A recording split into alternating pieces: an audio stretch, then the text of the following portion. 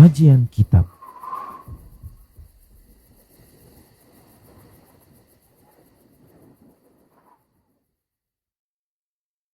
Bismillahirrahmanirrahim. Assalamualaikum warahmatullahi wabarakatuh. Alhamdulillahirabbil alamin wassalatu wassalamu ala Rasulillah amma ba'd.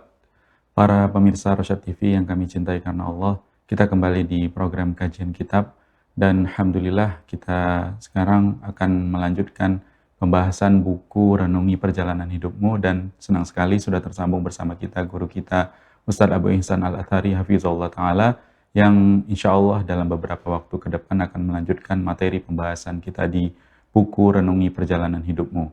Dan seperti biasa, mudah-mudahan jika ada waktu untuk berinteraktif atau bertanya jawab, kita persilahkan para pemirsa Rosyad TV dimanapun Anda berada yang mau bergabung bersama kita di kajian kita pagi ini. Nanti akan ada segmen kedua di interaktif atau tanya jawab setelah Ustadz melanjutkan materi pembahasan kitab atau buku Renungi Perjalanan Hidupmu.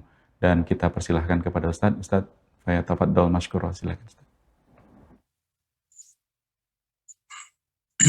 Assalamualaikum warahmatullahi wabarakatuh. Inna Muhammadan abduhu wa rasuluh. Ya ayyuhalladzina amanu ittaqullaha haqqa tuqatih wa la tamutunna illa wa antum muslimun. Amma ba'du, fa inna ahsanal kalami kalamullah wa khairal hadi hadi Rasulillah sallallahu alaihi wasallam wa syarrul umur muhdatsatuha, kullu muhdatsatin bid'ah wa kullu bid'atin dhalalah wa kullu dhalalatin finnar. Jemaah, para pemirsa dan pendengar Rosyad TV, kaum muslimin dan muslimat yang dimuliakan Allah, alhamdulillah segala puji hanyalah milik Allah. Salawat beriring salam tidak lupa kita limpahkan untuk Nabi kita Muhammad sallallahu alaihi wasallam, keluarga beliau, sahabat-sahabat beliau, dan juga umat beliau sampai hari kemudian. Jemaah kaum muslimin dan muslimat yang dimuliakan Allah, kita akan melanjutkan pembahasan buku Renungi Perjalanan Hidupmu, karena kita akan membicarakan tentang satu peristiwa juga yang Allah sebutkan di dalam Al-Quran, yaitu iblis menggoda Adam hingga terusir dari surga. Ya, iblis menggoda Adam hingga Adam terusir dari surga. Ya, ada beberapa persamaan antara iblis dan Adam. Yang pertama adalah keduanya sama-sama ditempatkan di surga. Iblis sebelum dikeluarkan dari surga, tempatnya adalah di surga. Adam juga. Adam dan istrinya Allah tempatkan di surga. Dan kedua-duanya sama-sama dikeluarkan dari surga. Ya, iblis dikeluarkan dari surga, Adam juga dikeluarkan dari surga. Dan kedua-duanya juga dikeluarkan dengan satu kesalahan yang mereka lakukan. Iblis melakukan kesalahan tidak mau sujud kepada Adam, dan Adam melakukan satu kesalahan, yaitu mendekati pohon yang dilarang untuk didekati. Ya, jadi keduanya melakukan satu kesalahan, dan dengan satu kesalahan itu Allah mengusir keduanya, Allah mengeluarkan keduanya dari surga. Itu persamaan iblis dan Adam. Perbedaannya adalah iblis tidak minta ampun kepada Allah. Setelah dia melakukan kesalahan itu, dia tidak minta ampun kepada Allah Subhanahu wa taala. Ya. Adapun Adam minta ampun kepada Allah. Dia berkata, Rabbana zalamna anfusana wa illam taghfir lana wa tarhamna lanakunanna minal khasirin. Ya kami telah menzalimi diri kami, kalau tidak Engkau ampuni kami dan rahmati kami, niscaya kami termasuk orang-orang yang rugi. Ya, niscaya kami termasuk orang-orang yang merugi. Nah, di sini Adam minta ampun kepada Allah. Ya, bertaubat kepada Allah Subhanahu wa taala, dan Allah mengampuninya. Karena Adam minta ampun kepada Allah, bapak kita Adam bertaubat kepada Allah, maka kita anak-anak keturunannya memiliki peluang untuk kembali ke surga itu. Ya, kita ada peluang, kita ada kesempatan untuk bisa kembali ke surga. Karena bapak kita Adam minta ampun kepada Allah Subhanahu wa taala. Ya, seandainya Adam tidak minta ampun kepada Allah, ya mungkin kita tidak akan bisa kembali ke surga itu. Ya, kita tidak bisa kembali ke surga itu.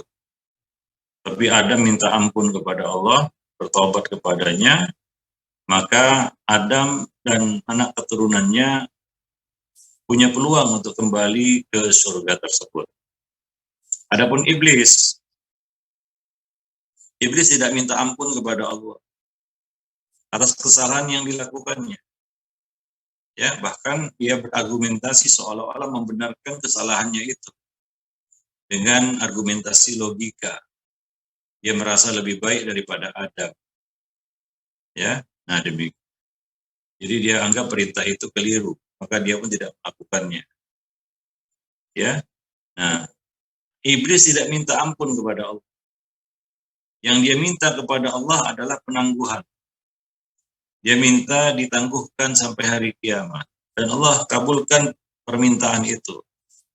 Ya, Allah kabulkan permintaan iblis ketika ia berkata, Rabbi fa'andirni ila yaumi yub'atsun.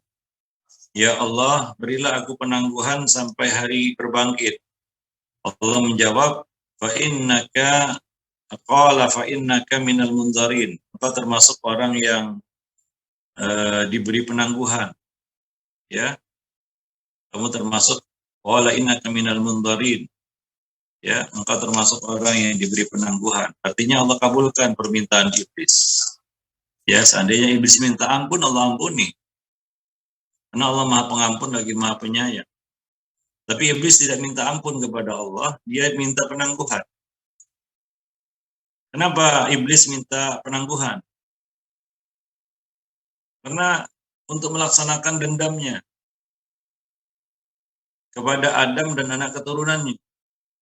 Demi melampiaskan dendam, ya, demi melampiaskan dendam itu, iblis tidak minta ampun, iblis minta penangguhan. Tujuannya apa? Aku ingin sesatkan anak Adam itu seluruhnya. Aku mampu menyesatkan anak Adam, menggelincirkannya dalam kesalahan seperti yang aku lakukan. Ya, nah itu sumpah iblis di hadapan Allah.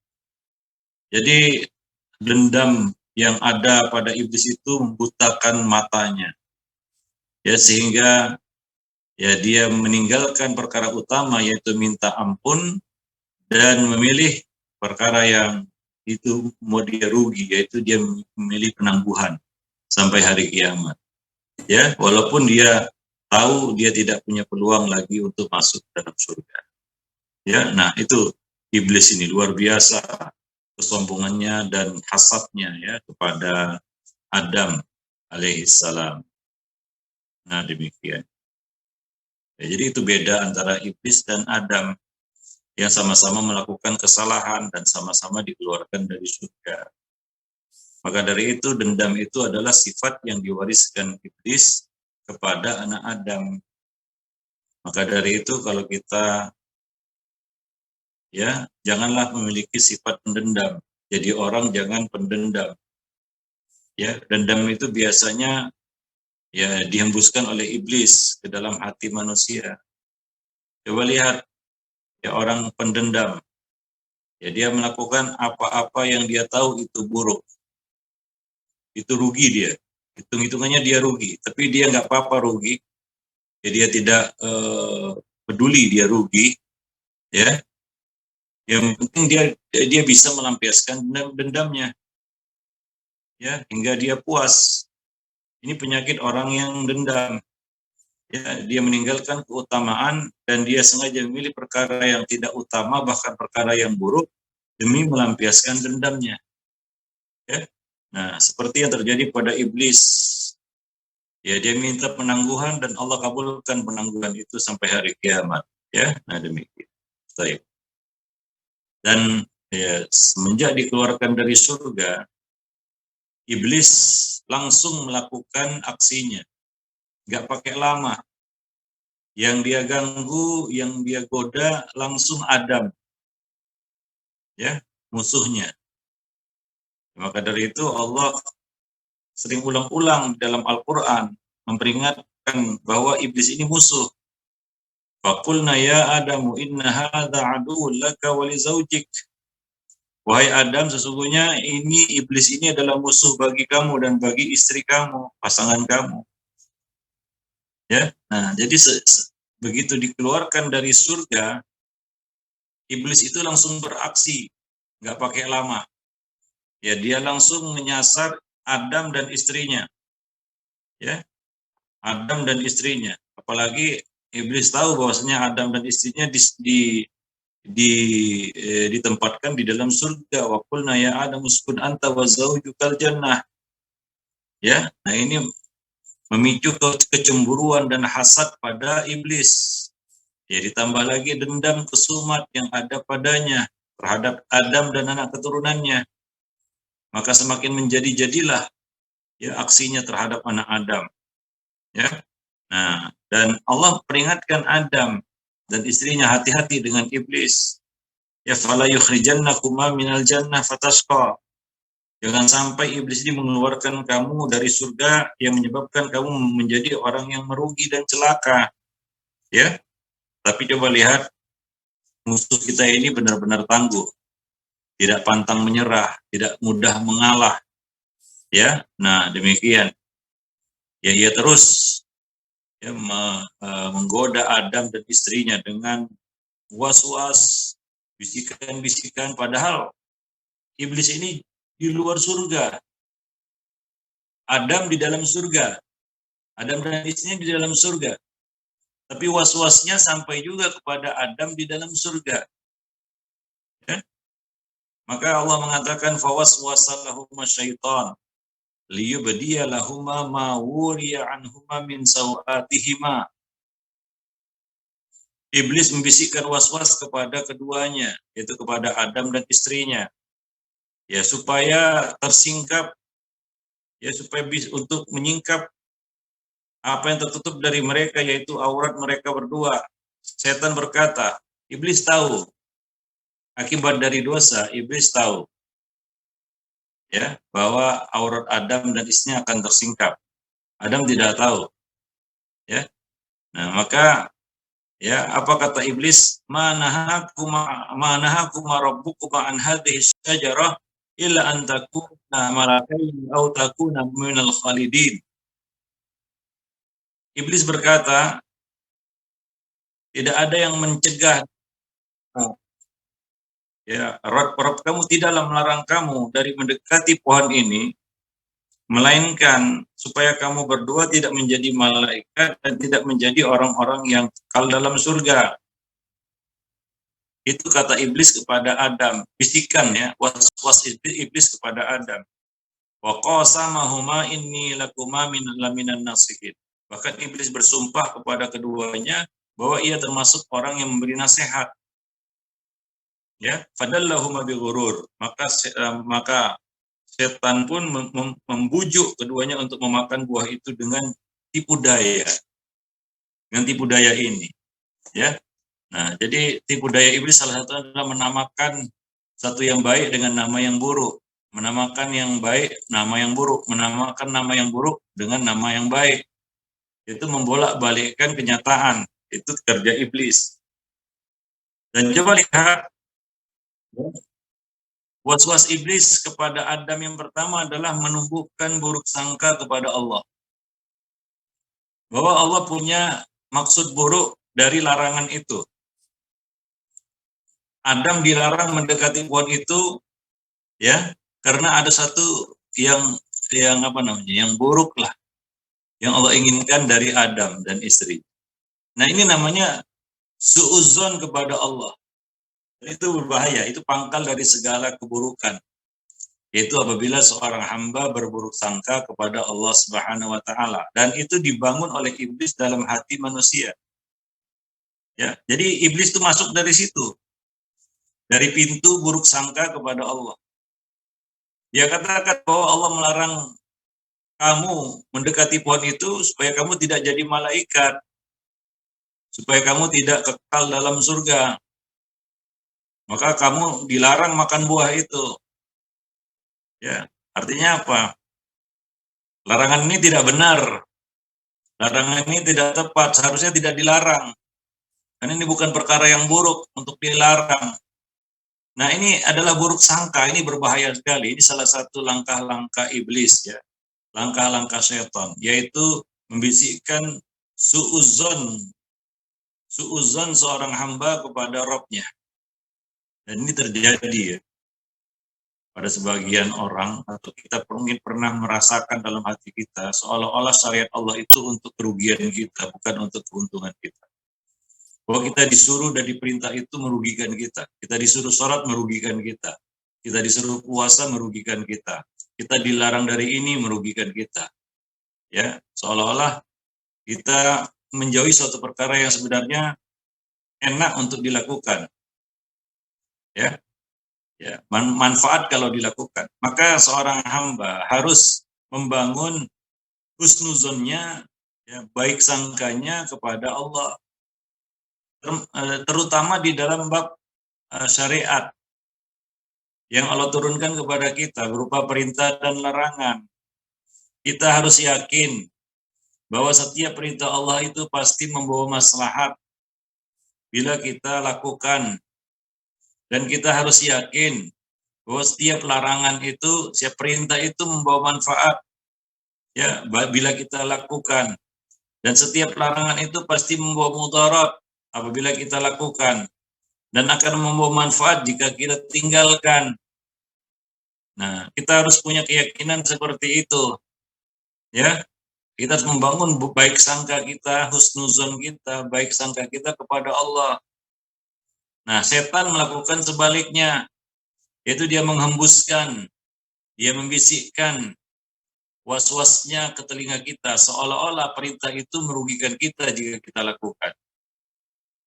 Ya, menguntungkan kita jika kita tinggalkan. Larangan merugikan kita jika kita jauhi. Menguntungkan kita jika kita lakukan, kita langgar. Nah, ini yang dibisikkan setan ke telinga kita, seperti yang dilakukan iblis kepada Adam. Ya. Lalu yang kedua, iblis itu membolak-balikkan realita, kenyataan. Dia ingin mencelakakan, dia katakan aku adalah termasuk orang yang memberi nasihat. Padahal dia ingin mencelakakan Adam. Tapi ngomongnya apa? Saya ingin kasih nasihat. Ya, pohon yang Allah larang untuk didekati, ya, dia katakan sebagai pohon keabadian.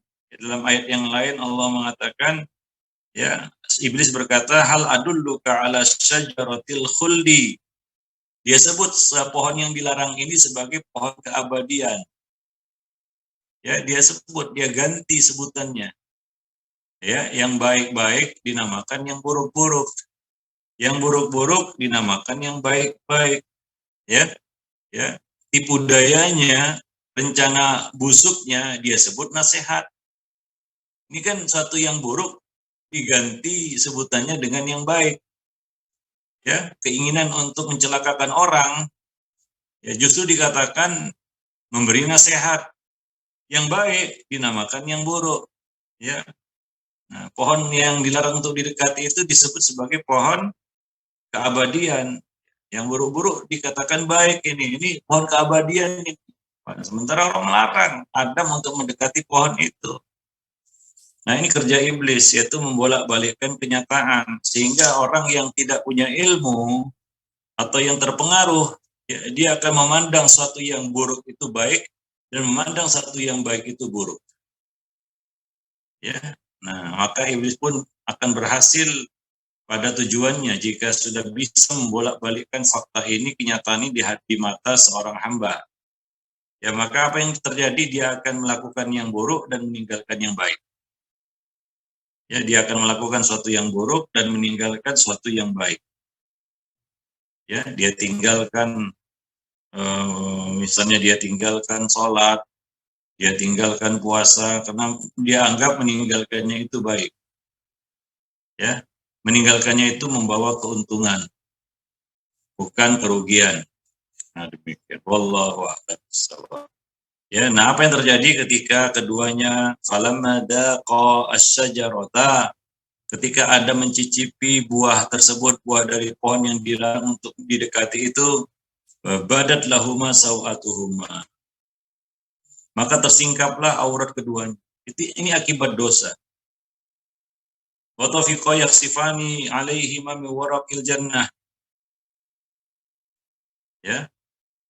Dan keduanya pun berusaha untuk menutupi aurat mereka dengan dedaunan yang ada di surga. Nah, ini namanya akibat dari dosa. Ya, dan itu terjadi kontan langsung pada Adam dan istrinya. Begitu makan buah itu yang dilarang untuk didekati, apa yang terjadi? Langsung tersingkap aurat keduanya. Ini akibat dari dosa, dan Adam tidak mengira bahwa akibat dari dosa itu seperti itu. Ya, nah kadang-kadang kita baru menyesali apa yang kita lakukan, ya setelah kita mendapatkan akibatnya. Ya, setelah kita mendapatkan akibatnya, sebelum kita mendapatkan akibatnya, seolah-olah itu semua adalah perkara yang baik, bagus, nggak masalah. Ya, misalnya sebagian orang berkata, saya merokok ini nggak ada batu-batu, ya, ya, tidak sakit, tidak penyakitan, ya, masih hidup sampai sekarang, kata-kata seperti itu, ya. Nah, karena akibat buruknya belum dia lihat, ya. Nah, mungkin dia tidak melihatnya. Ya. Ada sebagian orang, nah ini saya ini bolong-bolong sholatnya tapi rezeki lancar. Ada juga orang seperti itu. Ya. Nah demikian. Ya. Akibat dosa itu ada cepat atau lambat. Tidak hari ini, besok. Orang yang merokok tadi ya lalu berkata seperti itu, mungkin dia nggak sakit sekarang. Kadang-kadang kata-kata yang mengelirukan, ini mungkin bisikan setan juga. Dia merokok kan, nggak ada orang merokok mati gitu. Ya. Nggak ada orang yang merokok mati. Batu-batu pun enggak katanya. Ya saat itu akibat dosa akan ada cepat atau lambat. Ya. Nah, di kemudian hari mungkin dia akan merasakan akibat dari perbuatannya itu.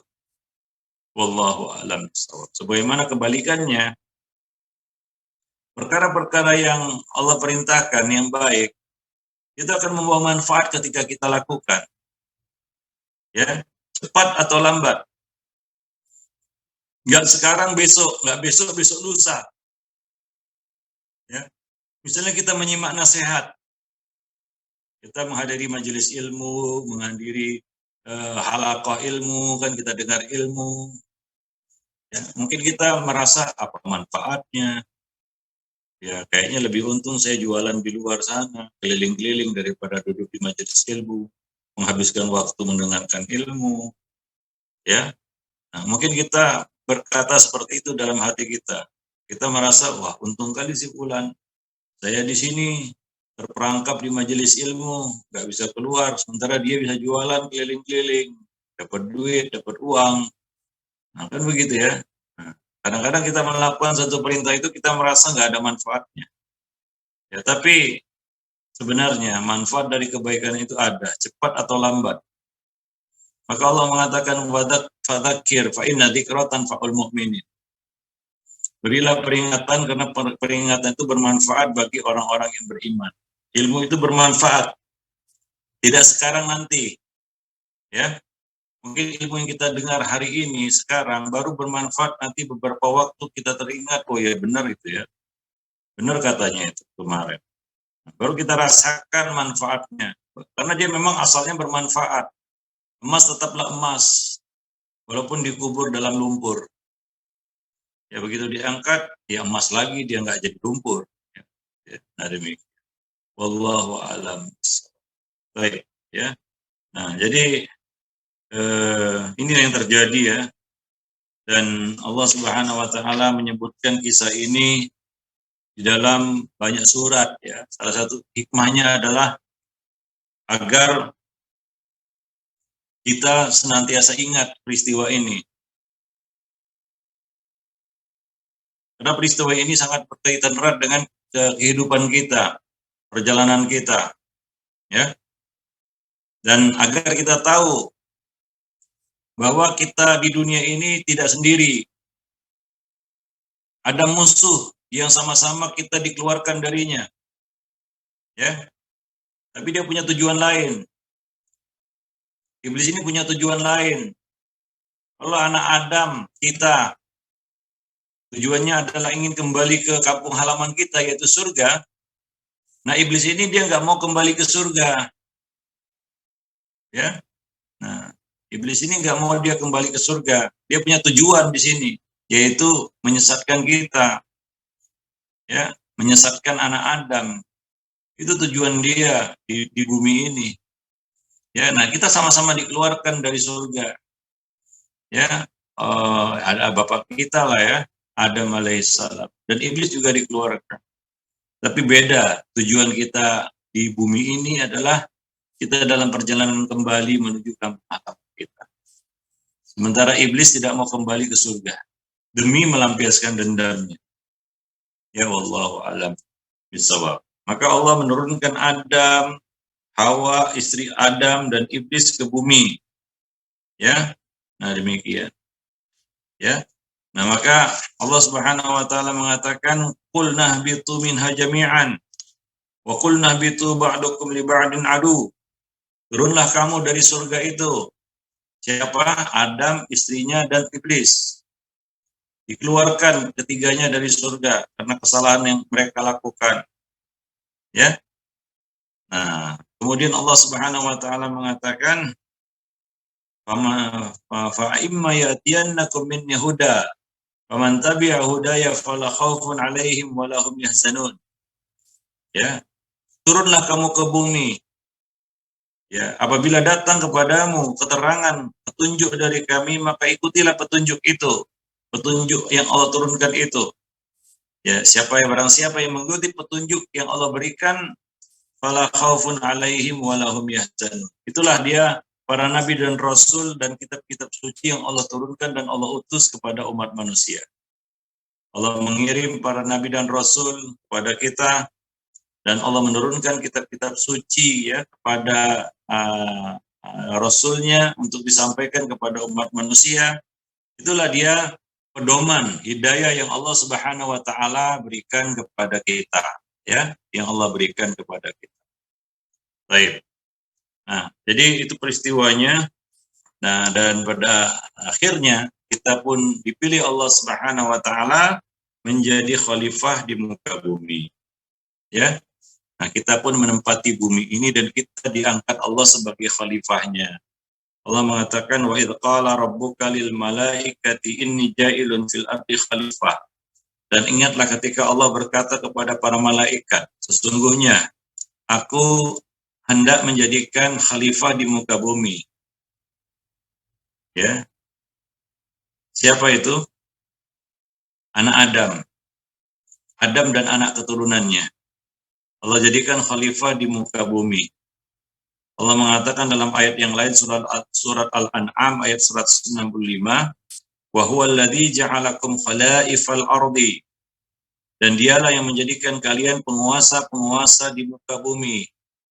Khalifah yang mengurus bumi. Ya, yang menguasai bumi adalah manusia, anak Adam. Allah juga mengatakan wa ya surah Al-An'am ayat 62, wa yaj'alukum khulafa'al ardi, dan yang menjadikan kamu wahai manusia sebagai khalifah di muka bumi. Ini umum semua manusia, yang mukmin maupun yang kafir. Ya. Yang muslim maupun yang kafir. Allah Subhanahu wa taala jadikan anak Adam semuanya sebagai khalifah yang mengatur bumi, yang mengelola bumi adalah manusia. Karena Allah memberikan kepada manusia sebuah kekuatan, itu kekuatan akal yang bersanding dengan kekuatan kuasa dan kehendak. Ya, manusia dilengkapi dengan akal dan manusia juga dilengkapi dengan kehendak. Ya, sehingga dengan dua perkara itulah Allah Subhanahu wa taala menjadikan manusia sebagai khalifah Manusia bukan makhluk terkuat di muka bumi. Ya, manusia bukanlah makhluk terkuat di muka bumi. Ada makhluk-makhluk Allah lainnya yang lebih kuat daripada manusia. Tapi manusia adalah makhluk yang terpintar, tercerdas di muka bumi. Tidak ada yang lebih cerdas daripada manusia. Ya, dan tidak ada yang memiliki kehendak seperti manusia. Itu kekuatan manusia pada kehendaknya. Coba lihat, hewan-hewan itu ada yang kalau kuat ya jelas banyak yang kuat. Yang pintar juga ada. Ya seperti simpanse. Dia kuat dan pintar juga. Ya. Sebagian orang menjadikan simpanse ini sebagai pengganti manusia untuk pesawat ruang angkasa tanpa awak. Yang diutus itu adalah simpanse yang dilatih untuk menggantikan manusia. Artinya dia pintar. Dia kuat, iya, tapi dia tidak punya kehendak.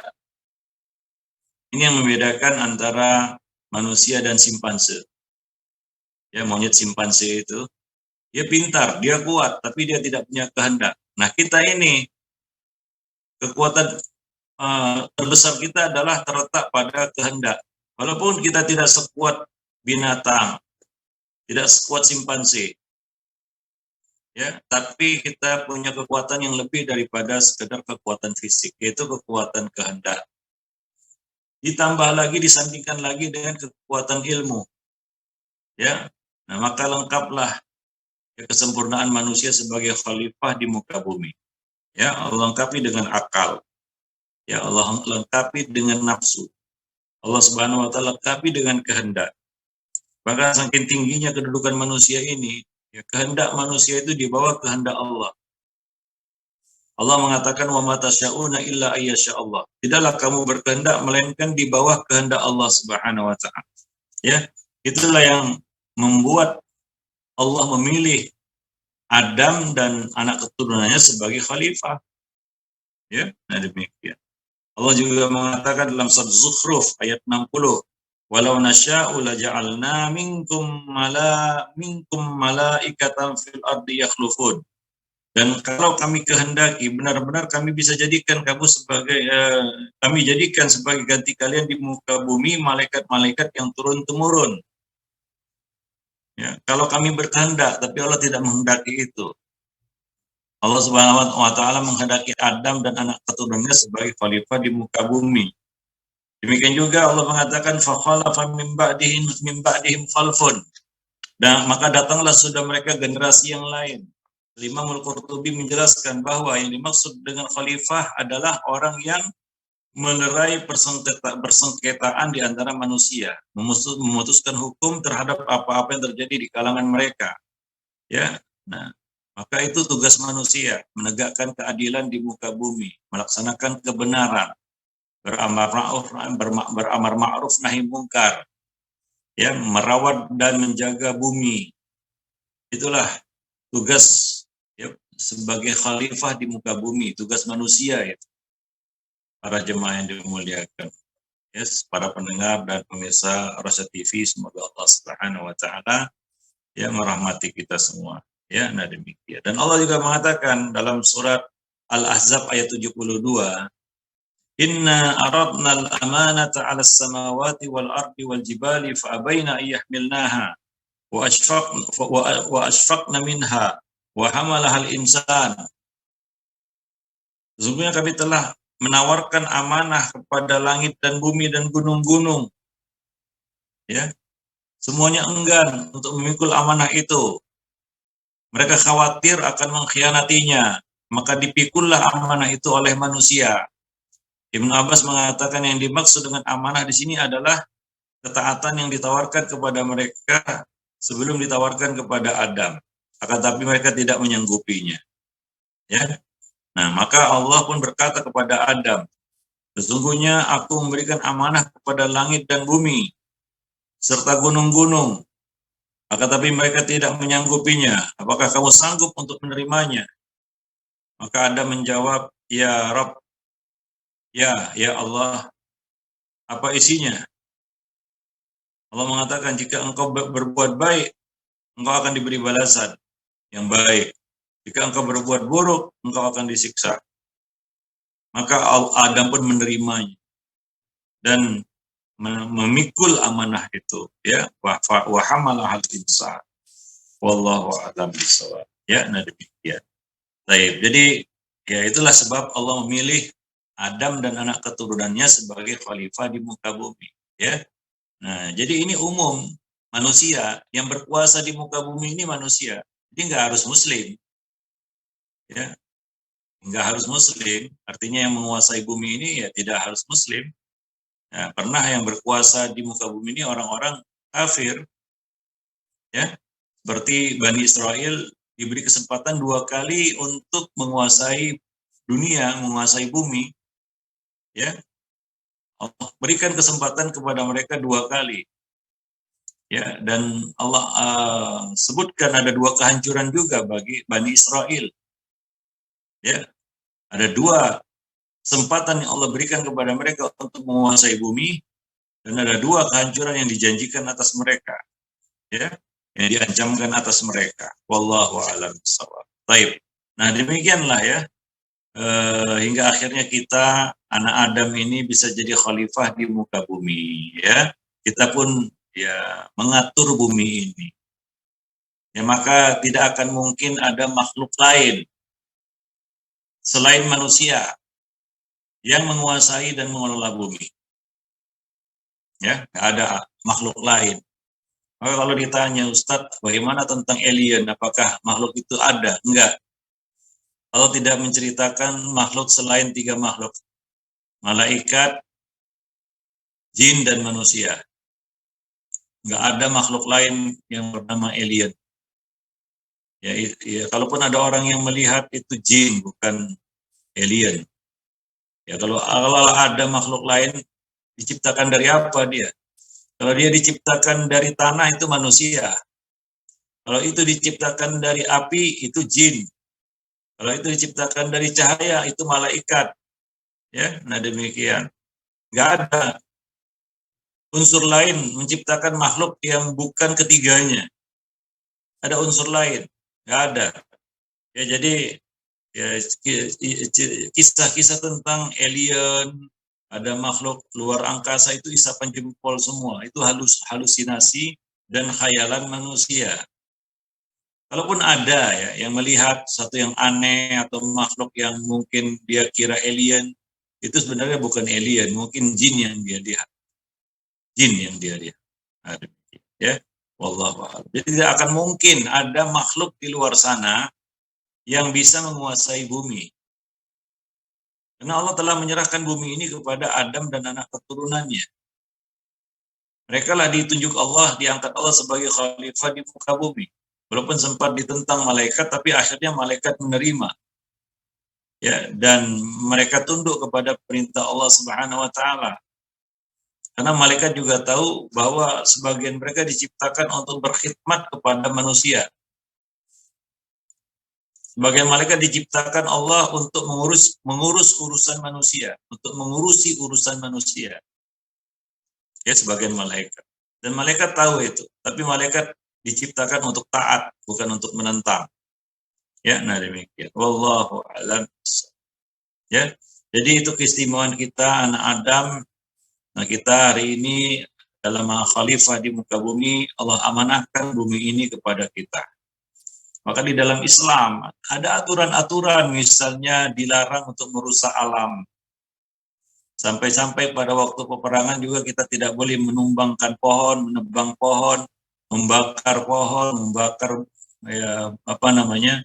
pemukiman kalau tidak ada manfaatnya. Ya, nah demikian. Tidak boleh merusak juga dengan alasan kita ya berjihad. Maka itu ada perang dalam Islam. Bukan menyasar kemusnahan massal, tidak. Maka akhirnya manusia menentang senjata pemusnah massal. Kenapa? Karena ada orang-orang yang sebenarnya tidak terlibat dalam peperangan harus menjadi korban.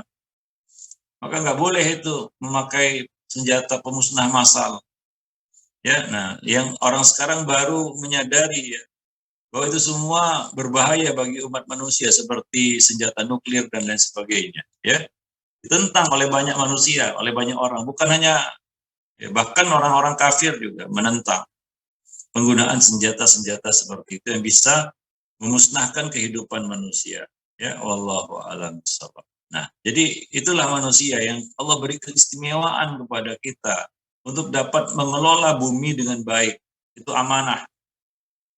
Maka coba lihat di dalam Islam banyak sekali aturan-aturan yang berkaitan dengan menjaga lingkungan. Tidak boleh membuang sampah sembarangan, dilarang buang air, ya, buang hajat di air yang tergenang, dan banyak lagi lah ya aturan-aturan dalam Islam yang intinya itu menjaga bumi.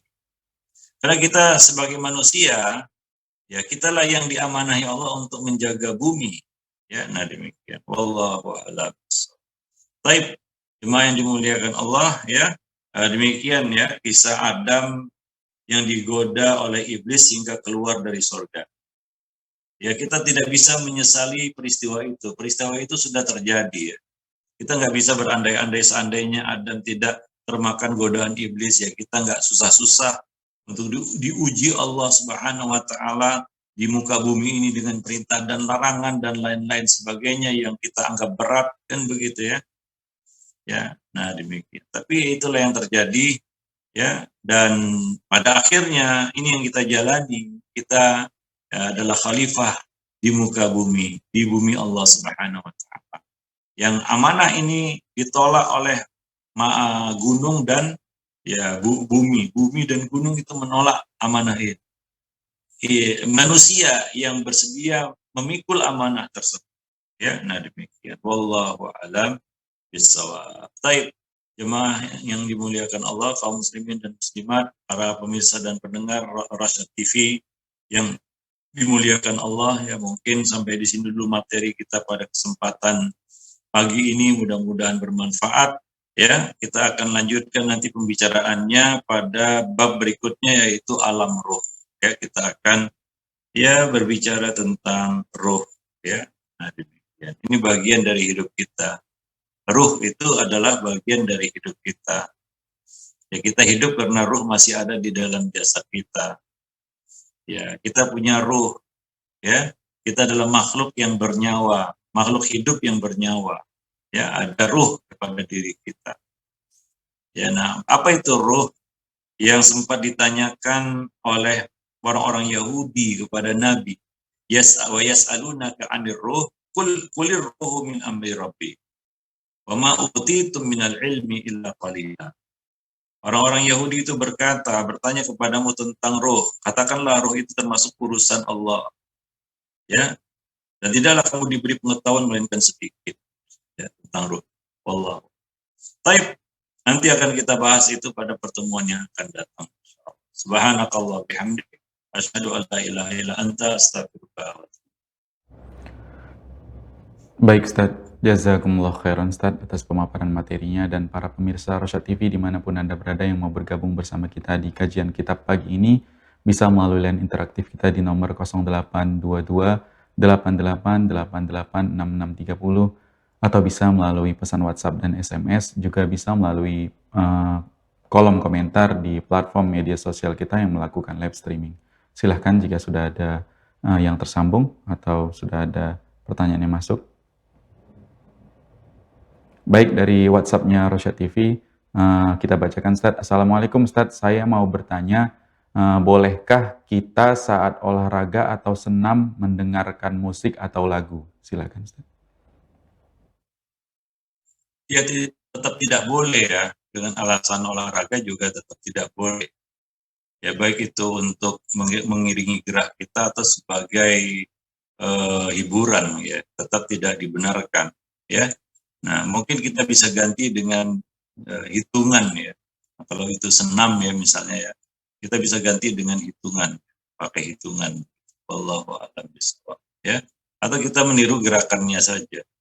Ya, tidak perlu, kita kan tidak perlu musiknya sebenarnya. Kita mungkin perlu gerakan-gerakannya, karena gerakan-gerakannya kan kadang-kadang disesuaikan dengan struktur tubuh kita kan gitu ya, gerakan tangan bagaimana, gerakan kaki gimana, menggerakkan kepala bagaimana dan lain sebagainya.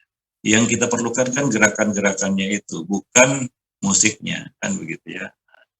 Ya, bisa diganti dengan hitungan biasanya ya, pakai hitungan. Kalau itu senam ya. Nah, wallahu a'lam. Baik, jazakumullah khairan Ustaz. Dan kita persilahkan kembali para pemirsa Rosyad TV dimanapun Anda berada yang mau bergabung bersama kita di kajian kitab pagi ini bisa melalui line interaktif kita di nomor 082288886630. Bisa juga melalui pesan SMS dan WhatsApp, juga bisa melalui komentar di kolom komentar platform media sosial kita yang melakukan live streaming. Silahkan. Baik, kita bacakan yang dari WhatsApp-nya Rosyad TV. Ustadz, apakah halal gaji dari hasil bekerja di toko boneka? Silahkan Ustadz. Ya, boneka itu boleh untuk permainan anak-anak ya. Ya, tapi boneka yang kalau bisa boneka yang ada nilai edukasinya gitu ya. Nah, ini nggak jadi masalah. Ya, boneka itu boleh untuk anak-anak boleh ya. Aisyah juga bermain dengan boneka ya. Nah, ada hal-hal yang dibolehkan itu bagi anak-anak ya untuk tujuan pendidikan. Gambar misalnya, itu dibolehkan untuk tujuan pendidikan. Ya, karena kadang-kadang tanpa gambar kan kita tidak mengetahui, ya, tidak mudah bagi anak-anak itu untuk mengerti. Dan di beberapa pelajaran misalnya sholat itu juga mudah dipahami dengan gambar. Untuk tujuan ilmu dan pendidikan itu dibolehkan. Wallahu a'lam bishawab. Bahkan ya kalau misalnya buku untuk anak-anak, buku bergambar untuk anak-anak, itu dibuat utuh saja, jangan menyeramkan. Wajah, nggak ada mata, telinga, mulutnya kan menyeramkan bagi anak-anak. Ya, atau terpotong kepalanya, nggak perlu juga dihindari hal-hal seperti itu, karena ini untuk anak-anak, bukan untuk orang dewasa. Ya, bukan untuk satu yang nggak perlu gitu ya. Kalau yang misalnya nggak perlu ya bolehlah dikuramkan wajahnya, kan begitu ya, dipotong lehernya gitu. Itu sabda Nabi itu untuk suatu hal yang ya bukan untuk tujuan pendidikan. Makanya Syekh Al-Albani menjelaskan ini di dalam Adabuz Zifaf bahwa untuk tujuan pendidikan dibolehkan gambar, boneka dan sejenisnya. Kan itu tujuannya kan jelas ya untuk pendidikan ya sebagai alat permainan untuk anak-anak. Maka Nabi mengizinkan Aisyah bermain boneka-bonekaan, kuda yang punya sayap kan gitu ya. Ya namanya juga imajinasi anak-anak. Ini untuk anak-anak kan ya. Nah, jadi dibolehkan. Wallahu alam bisawab. Nah, ya, ya. Jadi saya lihat juga itu ada sebagian orang ya untuk anak-anak bayangkan balita dikasih gambar untuk hiburan mereka ini ya, untuk mainan anak-anak ini ya, dikasih gambar yang nggak ada mata, nggak ada telinga, nggak ada hidung, nggak ada mulut, nggak ada ekspresi, ya wajah kosong gitu. Itu kan gimana anak-anak itu? Melihat itu kan nggak menarik juga bagi mereka ya. Nah, kan mereka yang penting itu ekspresi, misalnya gambar ya tentang oh ini si Fulan sedang sedih ya, si Fulan sedang si Fulana sedang gembira, itu kan perlu ekspresi. Kalau nggak ada mata, telinga, nggak ada mata, hidung, nggak ada mulut, gimana menunjukkan ekspresi pada wajah itu? Gitu. Jika anak-anak ngerti, jadi nggak perlu dihindari juga. Karena sebagian buku-buku untuk anak-anak, ya kita lihat itu menyeramkan jadinya. Saya pun ngeri ngelihat. Ada yang menggunakan cara dipotong lehernya sama kepalanya nggak nyatu, itu kan menyeramkan. Bagi anak-anak itu coba antum bayangkan lah ya. Anak-anak ngelihat gambar, yang itu boleh bagi mereka ya. Lalu gambar itu seperti itu bentuknya. Kepala terpotong dari lehernya. Hanya untuk menghindari ya, supaya jangan, itu untuk orang dewasa. Untuk anak-anak dibolehkan. Maka Nabi memberikan boneka utuh seekor kuda, ya, kuda Nabi Sulaiman, gitulah imajinasinya Aisyah. Punya sayap gitu. Bukan boneka puntung kepalanya. Gimana? Wah, ini supaya jangan seperti patung, supaya jangan seperti gambar dipuntung kepalanya. Kuda nggak ada mata, nggak ada mulutnya, nggak ada hidungnya. Nggak seperti itu juga. Aneh kadang-kadang memahaminya. Maka saya nggak setuju juga itu. Buku untuk anak-anak dibuat seperti itu. Ya, saya nggak setuju sih. Wallahu alam bisawab. Gitu. Ini kan untuk anak-anak, untuk satu yang ada nilai edukasinya. Karena sebagian orang nggak tahu apa alasannya, supaya lebih paten atau apa gitu ya. Supaya lebih paten dari Nabi gitu mungkin. Nabi aja tidak memperlakukan boneka Aisyah seperti itu. Wah, ini potong kepalanya nih, jangan nyatu kepalanya. Memang ada perintahnya itu, tapi bukan konteksnya ini. Beda. Maka harus dipahami dengan benar. Wallahu alam bisawab. Ya, apa kuda Aisyah nggak ada matanya, nggak ada mulutnya, nggak ada hidungnya. Bagi anak-anak kan menakutkan gitu. Itu anak-anak. Allahu alam bisawab. Ya. Nah demikian. Baik. Mohon maaf. Ini kadang-kadang agak menjengkelkan juga itu lihat buku untuk anak-anak. Ya gambarnya seperti itu, menyeramkan jadi. Wallahu. Untuk anak-anak ya, bukan untuk orang dewasa. Kalau untuk orang dewasa nggak perlu itu ya. Mungkin antum puntung kepalanya, nggak ada mata, itu telinganya juga nggak apa-apa kan gitu ya. Wallahu a'lam. Baik Ustaz, jazakumullah khairan Ustaz atas jawabannya dan kita kembali bacakan pertanyaannya Ustaz. Bagaimana dengan orang yang ketika terjatuh pada dosa, kemudian atas izin Allah dia bisa segera menyesal dan bertaubat, tapi kemudian selang waktu terjatuh lagi pada dosa yang sama dan kembali menyesal dan bertobat lagi. Begitu seterusnya sering terjadi. Apakah ini termasuk tanda-tanda taubatnya tidak diterima oleh Allah Ta'ala? Silakan Ustaz. Tidak, jangan katakan taubat tidak diterima Allah. Itu seolah-olah kita menggugat nama Allah At-Tawwab. Ya, seolah-olah kita tidak mempercayai nama Allah At-Tawwab. Terus bertaubat. Salah ya, namanya manusia lah ya. Terus minta bertobat kepada Allah, bertobat memperbaiki diri semampu yang bisa kita lakukan. Ya, nah, kalau masih ada kesempatan taubat, taubat. Saat ini udah yang kesekian kali, nggak jadi masalah. Apa yang menghalangimu dari taubat? Begitu kata seorang alim kepada tukang jagal yang sudah membunuh 100 jiwa. Apa yang menghalangimu dari taubat? Taubat aja. Kita nggak tahu kapan mati. Ya kan? Ya taubat. Selagi masih ada pintu taubat itu terbuka, nyawa belum sampai di kerongkongan, ya kemudian matahari belum terbit dari sebelah barat, ya taubat. Dan jangan punya pemikiran suuzon kepada Allah bahwa cuma saya tobat nih nggak diterima Allah, nggak boleh. Ya, jangan terlintas itu itu bisikan setan itu. Ya, membuat kita ragu-ragu untuk bertobat dan kita berputus asa dari taubat. Nggak mungkin lagi lah, udah berkali-kali malu saya, udah kesian kali ini aku taubat. Ya nggak jadi masalah mau 100 kali. Ya, nah demikian. Wallahu a'lam bishawab. Kita harus yakin taubat kita diterima Allah Subhanahu wa taala. Nah, tapi ya sungguh-sungguhlah bertaubat, taubatan nasuha. Ya, kita tunjukkan kesungguhan taubat kita itu. Karena syarat-syaratnya kan kita harus penuhi. Salah satunya adalah kita tidak mengulangi dosa itu untuk yang berikutnya.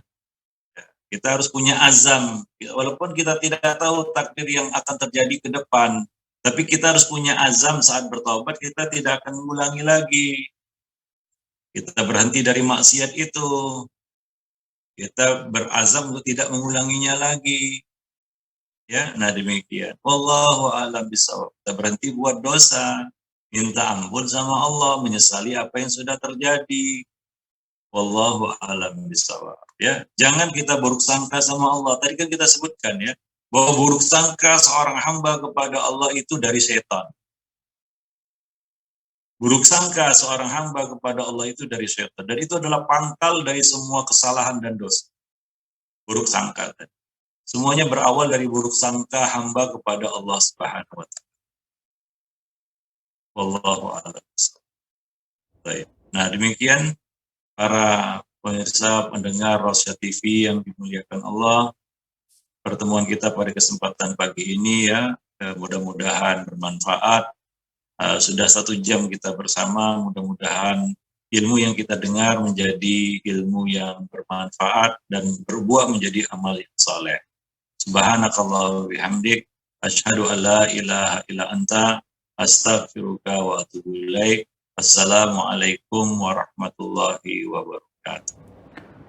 Waalaikumsalam warahmatullahi wabarakatuh. Baik Ustaz, jazakumullah khairan Ustaz atas penjelasan dan bimbingan juga arahannya. Dan para pemirsa Rosyad TV dimanapun Anda berada, dengan demikian berakhir sudah kajian kitab kita pagi ini.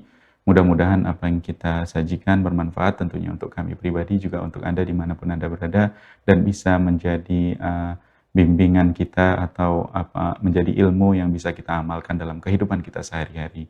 Baik, itu saja. Kami juga mohon maaf jika banyak kekurangan dan mohon maaf jika belum semua pertanyaan bisa kita akomodir.